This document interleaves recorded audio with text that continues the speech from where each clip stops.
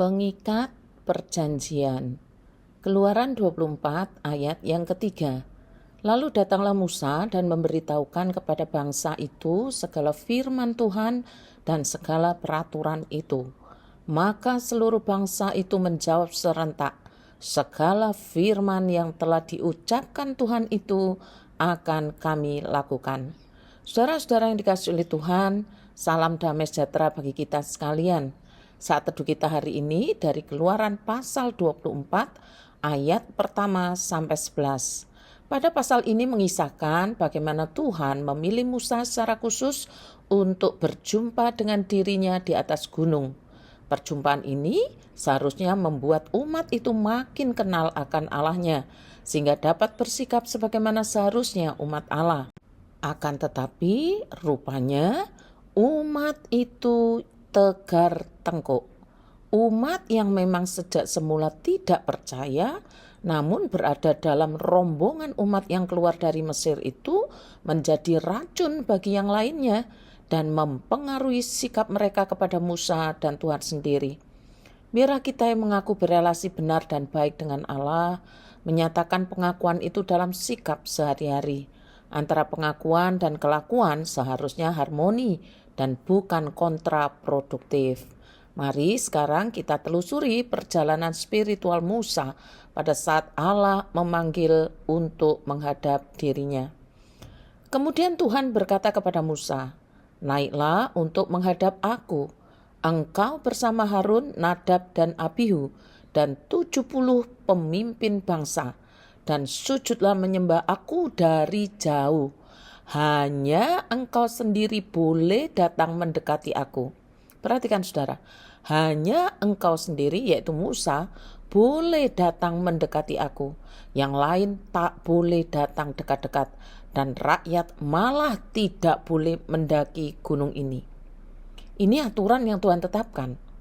Aturan ini menunjukkan betapa kudusnya Tuhan Allah kita, sehingga tidak sembarangan orang bisa sesukanya datang dan pergi di hadapan Tuhan. Allah yang kudus tidak pernah berubah sampai hari ini. Apa yang Tuhan sampaikan kepada Musa diteruskan oleh Musa kepada umat, dan respon umat waktu itu sangat luar biasa, dan seluruh umat itu, bangsa itu menjawab dengan serentak, segala firman yang telah diucapkan Tuhan itu akan kami lakukan. Adem rasanya ya mendengar jawaban umat ini, ikut senang dan bangga. Walau hal itu terjadi ribuan tahun yang silam, tetapi rupanya jawaban ini tidak bertahan lama. Dan itu akan dibahas dalam pasal-pasal selanjutnya. Musa menuliskan semua firman yang Tuhan berikan. Setiap kali perjumpaan dengan Tuhan, maka tidak selalu ada korban persembahan. Kemudian disuruhnyalah orang-orang muda dari bangsa Israel, maka mereka mempersembahkan korban bakaran dan menyembelih lembu-lembu jantan sebagai korban keselamatan kepada Tuhan. Sesudah itu Musa mengambil sebagian dari darah itu, lalu ditaruhnya ke dalam pasu, sebagian lagi dari darah itu disiramkannya pada mezbah itu. Perhatikan saudara, setiap perjumpaan dengan Tuhan selalu ada korban persembahan. Dari korban itu selalu ada simbol penumpahan darah yang telah disempurnakan ketika Yesus mati di atas kayu salib. Diambilnyalah kitab perjanjian itu lalu dibacakan dan didengar oleh bangsa itu. Dan mereka berkata, segala firman Tuhan akan kami lakukan dan akan kami dengarkan. Sekali lagi kita dengar jawaban yang luar biasa. Segala firman Tuhan akan kami lakukan dan akan kami dengarkan. Kemudian Musa mengambil darah itu dan menyiramkannya pada bangsa itu serta berkata, "Inilah darah perjanjian yang diadakan Tuhan dengan kamu berdasarkan segala firman ini." Dan naiklah Musa dan Harun, Nadab dan Abihu dan 70 orang dari para tua-tua Israel. Lalu mereka melihat Allah Israel, kakinya berjejak pada sesuatu yang buatannya seperti lantai dari batu nilam dan yang terangnya seperti langit yang cerah. Tetapi kepada pemuka-pemuka orang Israel itu tidaklah diulurkannya tangannya, tangan Tuhan. Mereka memandang Allah lalu makan dan minum. Karena dari jauh ya saudara. Tuhan berfirman kepada Musa, naiklah menghadap aku ke atas gunung dan tinggallah di sana. Maka aku akan memberikan kepadamu loh batu, yakni hukum dan perintah yang telah kutuliskan untuk diajarkan kepada mereka. Sampai di sini semoga kita paham bahwa sekalipun pada waktu itu Allah menuntun perjalanan umatnya dengan simbol-simbol yang dapat dilihat seperti tiang awan, tiang api, maka di kemudian hari simbol-simbol itu tidak dipakai lagi. Tetapi yang tidak pernah berubah dan tidak pernah berganti adalah firman Tuhan.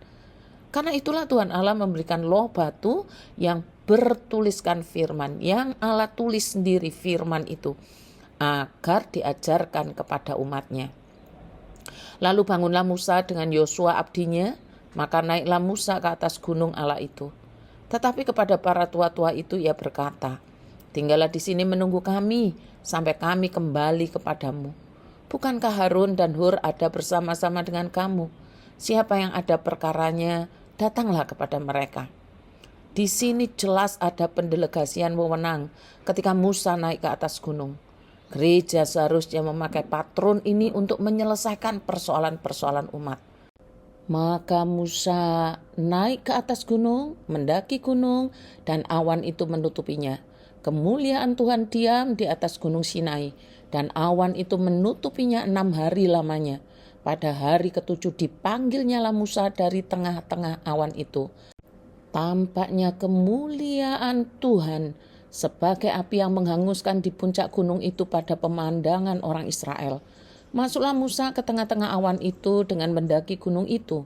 Lalu tinggallah ia di atas gunung itu 40 hari dan 40 malam lamanya. Saudara-saudara yang dikasihi oleh Tuhan, umat tidak tahu kalau Musa di atas gunung itu memerlukan waktu yang sangat lama. Untuk sementara, di awal respon umat sangat menyejukkan dan menyenangkan.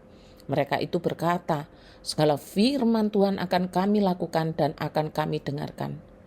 Tetapi bukankah hati manusia itu lekas berubah? Dan ketika berubah, sepertinya bekas-bekas pengakuan yang adem dan menyenangkan itu lenyap ditiup angin. Umat yang menyaksikan mukjizat spektakuler tidak dijamin untuk teguh percayanya. Hatinya mudah berubah. Lalu bagaimana dengan Musa?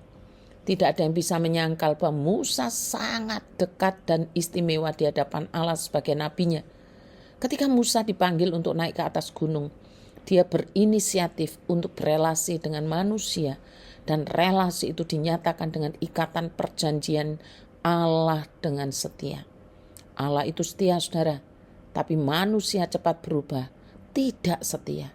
Kesetiaan Allah nampak jelas dalam pribadi Tuhan Yesus Kristus yang memilih untuk menyelamatkan manusia yang berdosa. Selamat ulang tahun Ibu Linda Lapian. Doa akan Japri. Terima kasih, Tuhan Yesus memberkati.